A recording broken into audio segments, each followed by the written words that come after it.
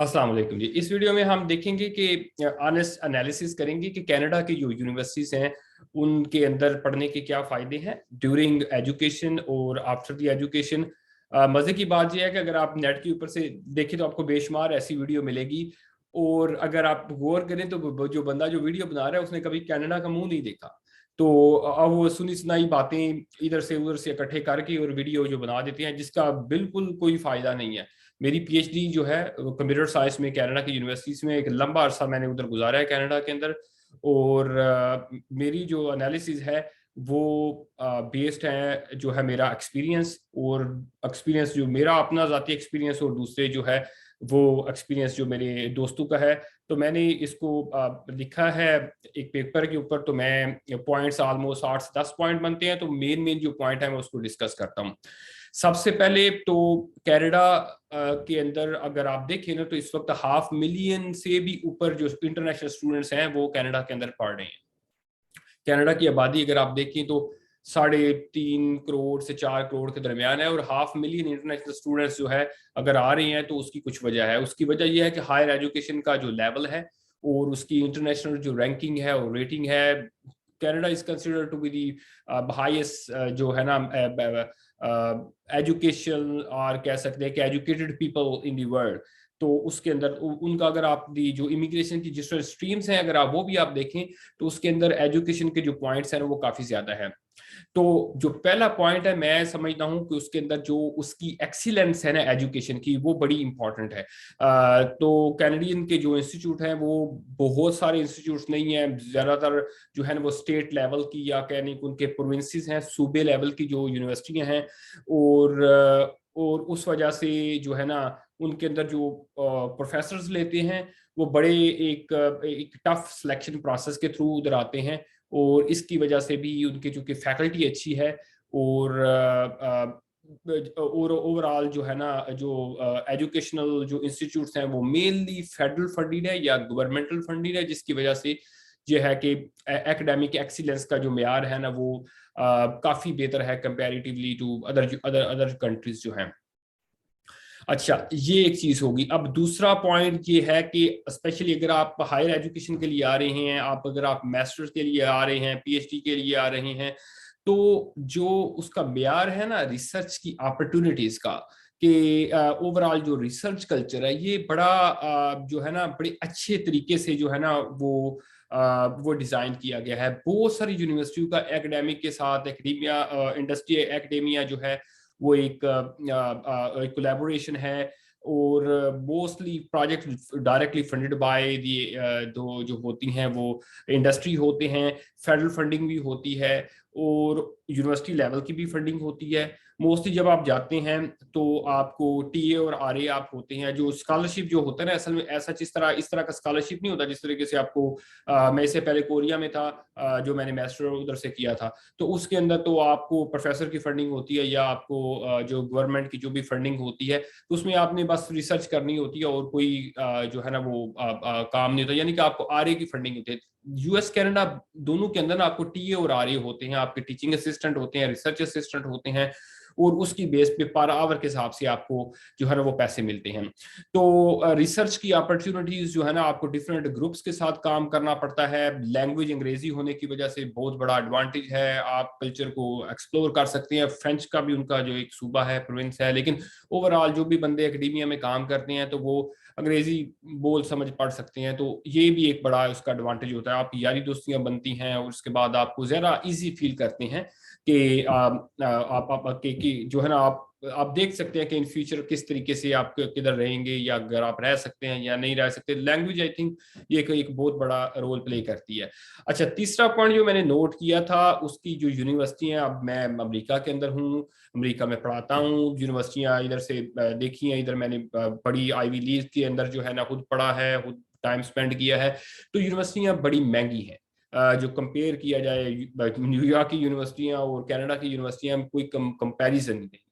इसकी वजह यह है कि यूएस के अंदर बहुत सारी यूनिवर्सिटियां जो है ना वो प्राइवेट यूनिवर्सिटियां हैं। मेजॉरिटी यूनिवर्सिटियां आप देख ले, हार्वर्ड से लेके स्टैनफोर्ड से लेके सारी की सारी जो यूनिवर्सिटियां हैं ये प्राइवेट यूनिवर्सिटियां हैं और उनका जो अपना बोर्ड है, या कुछ यूनिवर्सिटियां हैं जो कि कह सकते हैं कि चर्च से रिलेटेड यूनिवर्सिटियां हैं, वो कुछ जो यूनिवर्सिटियां हैं, लेकिन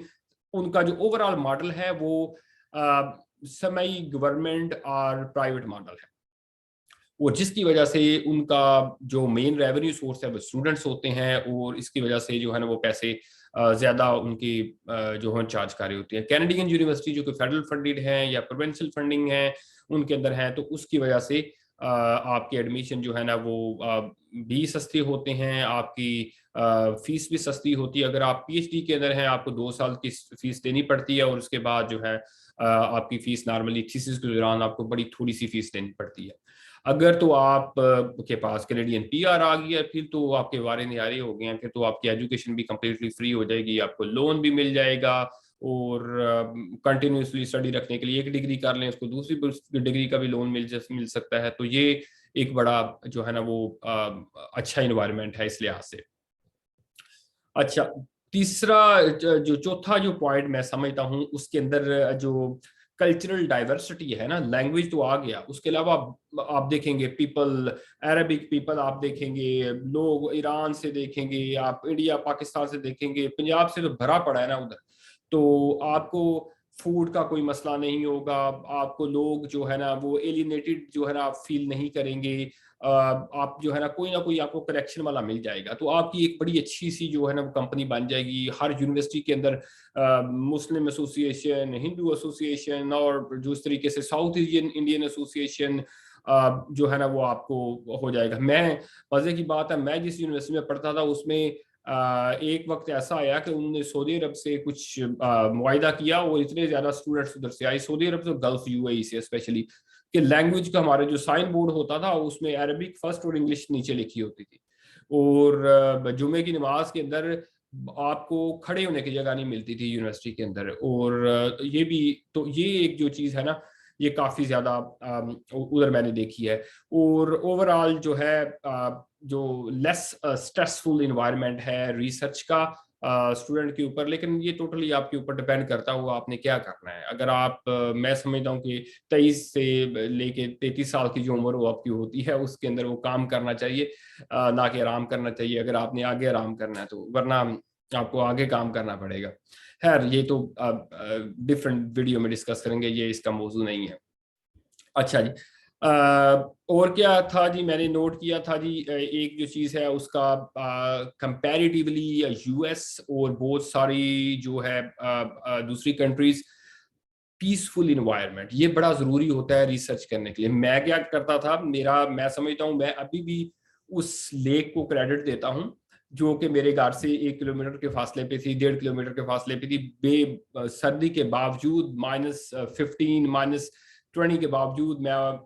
ऑलमोस्ट कोशिश करता रहा, हर रोज उधर जाता था और उधर साथ जो है ना वो बैठ जाता था लेक के ऊपर, और बस अपने काम के बारे में सोचता था, क्योंकि रिसर्च का जरिए बात है, काम आप एक्सपेरिमेंट फंसे हुए हैं, एक्सपेरिमेंट आपने 15 मरतबा ट्राई किया, कोई चीज हो नहीं रही, आपको पीसफुल इन्वायरमेंट चाहिए होता है, हसल बसल शोर। तो अमेरिका, कनाडा जो है थोड़ी आबादी है, पार्क ज्यादा हैं, आउटडोर एक्टिविटीज जो हैं, एक्टिविटीज कह लें या कह दें कि जो है उसका इन्वायरमेंट जो है बड़ा पीसफुल है, सेफ सेफ एज वेल है, आपको कोई टेंशन नहीं है। सारी बात है, हर जगह के ऊपर जो है वो एरियाज होते हैं, पॉकेट्स होती हैं, लेकिन ओवरऑल जो है ये सेफ जो है, स्पेशली फीमेल्स के लिए जो कि आना चाहें साउथ एशिया से, तो बड़ा जो है ना वो सेफ इन्वायरमेंट है।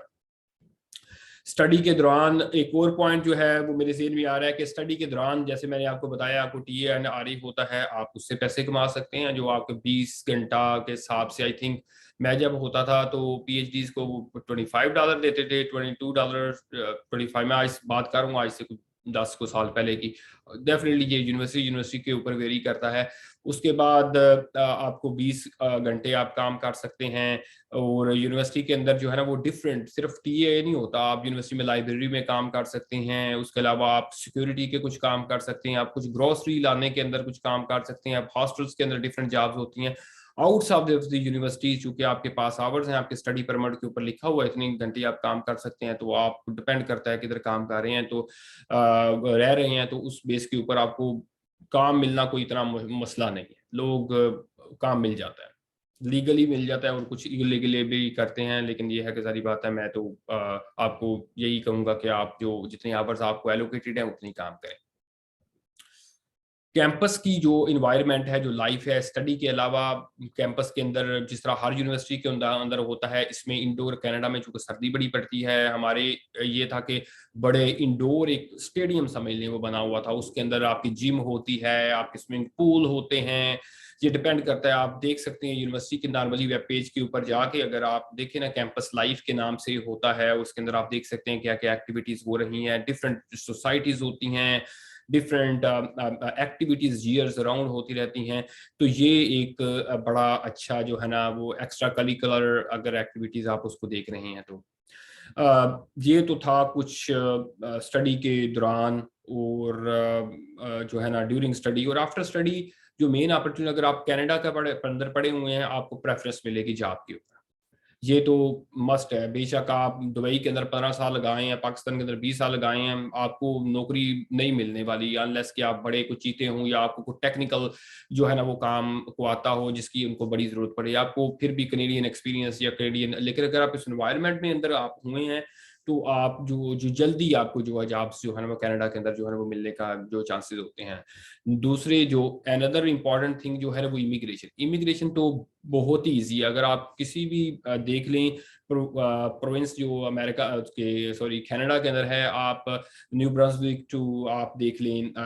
जो ब्रिटिश कोलंबिया, आपको हर जगह पे कोई ना कोई स्ट्रीम नजर आएगी जो इसके अंदर जो है ना वो इमिग्रेशन स्ट्रीम, जिसमें एजुकेशन के पॉइंट्स ज़्यादा होते हैं और आपकी बहुत सारी चीज़ें भी उसके अंदर एग्जम्प्ट होती हैं और बड़ा कोई होता है। नॉर्मली एक टिप मैं ये भी स्टूडेंट्स को देता हूँ कि अगर आप चले जाएं और आप 1 साल की डिग्री अगर आपकी है, जैसे मेरे बहुत सारे दोस्त हैं जिन्होंने क्विक जो है ना वो उसको कहते हैं क्या प्रोफेशनल एमबीए वगैरह किया, 1 साल के अंदर डिग्री कंप्लीट होगी और उसके बाद उन्होंने इमिग्रेशन कर लिया, तो विद इन 2 ईयर्स मैं देखता हूँ कि बंदे अपने जो है ना जिसको कहते हैं ना अपने पाँव पे खड़े हो गए, उनको डिग्रियां भी मिल गई, उनकी सैलरी भी आनी शुरू कर दी, लोगों ने अपनी गाड़ियां भी लेनी शुरू कर दी। तो ये बड़ा क्विक जो है ना वो प्रोसेस है, वो कंपैरेटिवली यूएस के अंदर ऐसा ऐसा नहीं होता। तो ये एक जो है ना वो उसका एडवांटेज है। और दूसरा ये है कि अगर आप क्विक डिग्री 1 साल कर लें, उसके बाद आप पीआर ले लें और उसके बाद जो है आप अगर हायर एजुकेशन पढ़ना चाहें, पीएचडी वगैरह करना चाहें, कोई और डिग्री लेना चाहें, मेरे बहुत से ऐसे दोस्त हैं जिन्होंने ऐसा किया। और इससे यह है कि आपकी स्टडी फ्री हो जाएगी या आपको बिल्कुल थोड़ी सी फी पे करनी पड़ेगी, आपको लोन मिलने में बड़ी आसानी हो जाएगी। तो ये आई आई थिंक सो कुछ पॉइंट्स थे जो मेरे ज़हन के अंदर थे, जो कनाडा के बारे में। मैं कोशिश करूंगा कि एक वीडियो यूएस के बारे में बताऊं और मैं भी किसी बंदे को इधर लूं और यूएस कनाडा का हम जो है ना वो क्यूए का कंपैरिजन करें और उसके अंदर आपको बताएं। अगर कोई मजीद पॉइंट रह गया हो तो मुझे बताएं। इस चैनल को अगेन सब्सक्राइब करें और इस वीडियो को शेयर करें और मेरी कोशिश होगी कि इस तरीके से जो है ना वो किताबी बातों के अलावा जो कि हड बीती है, जो कि मेरी एक्सपीरियंस है और जो कि बड़े अथेंटिक इंफॉर्मेशन है अपने दोस्तों के सोर्सेज से, वो आपके साथ वो शेयर करें ताकि आपकी स्टडी के अंदर, आपके करियर के अंदर उसकी हेल्प हो सके। बहुत शुक्रिया। अस्सलाम वालेकुम।